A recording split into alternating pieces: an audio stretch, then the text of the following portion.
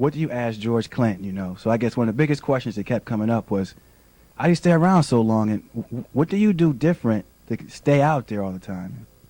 Funk. Funk is its own energy too. You know, because when you funk, people give you their response to it, and their response is the energy we need.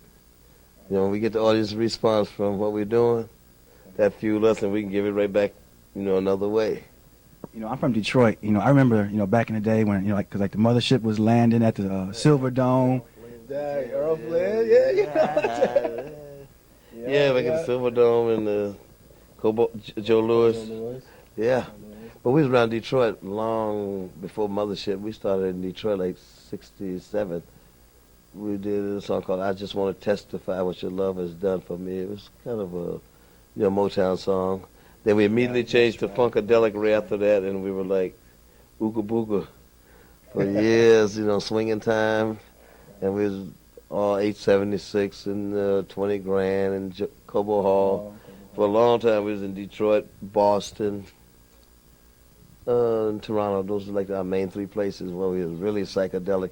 And then beginning of the 70s, you know, 73 maybe, we started, you know, with Bootsy joined us. We started doing the funk stuff, you know, up for the downstroke, and then after that was Chocolate City. And then 75 or 6 we did Mothership Connection, and then that's when the spaceship took off.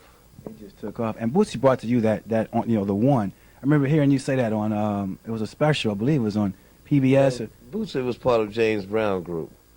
Him, Fred, Maceo, you know, all that was Bootsy Rubber Band, but they were all of them were part of James Brown, JB's before they came with us. Well, Bootsy came with us in 71, and he was one of Funkadelics, but we knew he had to have his own band. You know, he was dynamic.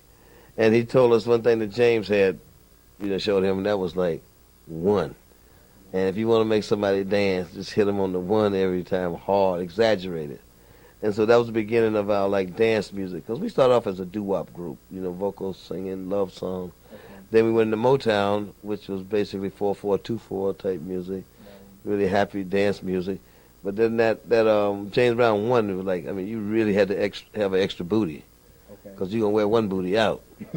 Your tail ain't nothing but a long booty, and that booty ain't nothing but a butt. You know what I'm saying? But you would wear one booty out with that James Brown thing. So once we got to that, we just started, you know, wearing that whole Mothership, Flashlight, Knee Deep, One Nation, Tommy Dog. We just started wearing the one out. You guys, I mean, talk about hot. You guys, you guys did an underwater boogie. I remember at the Silver Dome out in Detroit as well. Yeah, that's right.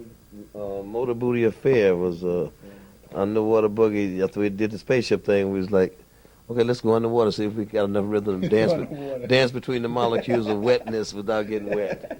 I remember sitting there reading the flyer going, how are they going to perform underwater? Yeah, we make you sweat if nothing else.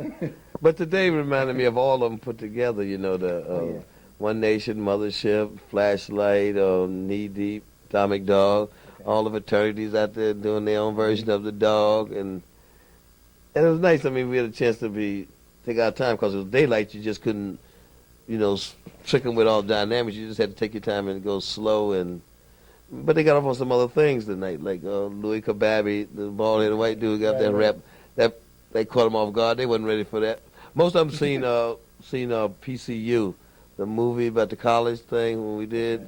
Most of them seen that. I could tell that just by, you know, what they were relating to. And so they had a lot of different things to get into. You know, most of the colleges we've been playing, it's been mostly like the freshmen and sophomores, you know, they'd be there. Yeah, the younger ones. Out here we had the top down. You know what I mean? You can see some serious folks out there with serious music on their mind, or some kind of history on their mind about P-Funk. You know, you can tell them, see them explaining it to each other, you know. And then you had a few little kids out there, too.